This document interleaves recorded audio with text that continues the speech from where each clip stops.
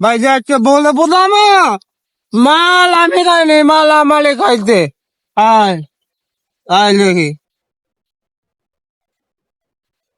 হ্যাঁ মুরব্বী, সালাম কালাম ভুলে গেছেন, মানুষ দেখলে সালাম দিতে হইল।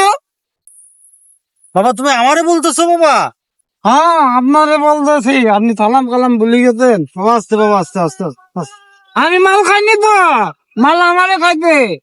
ও বাবা, আমি তোমাকে সালাম দিতে চাইছিলাম, কিন্তু তুমি যে অবস্থায় আছো সালামটা যে নিবে আমার মনে হয় না, এই জন্য আমি সালামটা দেই না বাবা। সালাম নিব না কেন?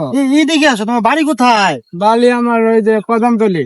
কদমতলি বাড়ি? হ্যাঁ। কদমতলির পাশেই তো আমার বাড়িটা বাবা, তুমি আমার আমরা- চিনতে পারো নাই? একটা কথা বলি শোনো, হ্যাঁ, এই তোমার বাবা বেঁচে আছে? বাবা মা সবাই আছে।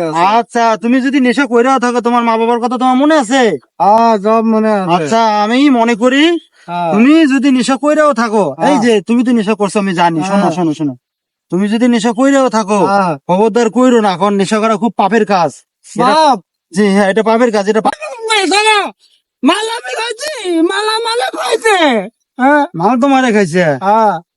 আচ্ছা, ওই দিক দিয়ে পুকুর পাড় রাজ দিয়ে একটা বাড়ি, ওই বাড়ির পাশে তোমার বাড়ি, তুমি সুন্দর আমি আপনাকে দেওয়া লাগবো না, আমি সব চিনি। আজকে আমি যাবো মাল খাইতে, তাতে কি আছে?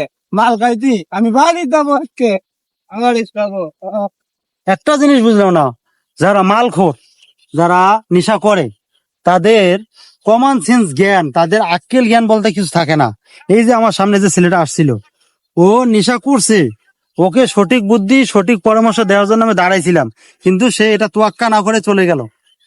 তার সিদ্ধান্তই সঠিক সিদ্ধান্ত, আমি তাকে সঠিক সিদ্ধান্ত দেব কি? সে একটা বড় ভাবলো না, যে মুখে মা ডাকছে সে মুখে কিভাবে মাদক সেবন করে।